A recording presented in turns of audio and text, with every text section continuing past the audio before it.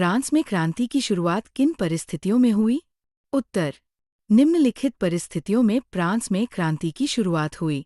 सामाजिक असमानता: 18वीं शताब्दी में फ्रांसीसी समाज 3 एस्टेट्स में बंटा था: कुलीन, पादरी और तीसरा एस्टेट्स जो व्यापारी, वकील, किसान, कारीगर, भूमिहीन मजदूर और नौकरों से निर्मित था।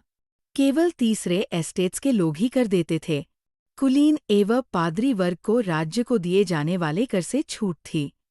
जीविका संकट: फ्रांस की जनसंख्या सन 1715 में 2.3 करोड़ थी, जो सन 1789 में बढ़कर 2.8 करोड़ हो गई।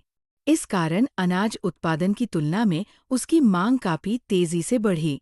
अधिकांश लोगों के मुख्य खाद्य पावरोटी की कीमत में तेजी से वृद्धि हुई, मगर मजदूरी महंगाई की दर से नहीं बढ़ रही थी, जिससे रोजी रोटी का संकट बढ़ गया। आर्थिक समस्या: लंबे समय तक चले युद्धों के कारण फ्रांस के वित्तीय संसाधन नष्ट हो चुके थे।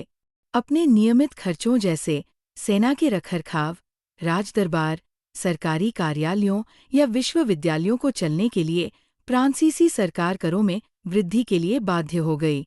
मजबूत मध्यम वर्ग: 18वीं शताब्दी में मध्यम वर्ग शिक्षित और धनी हो चुका था।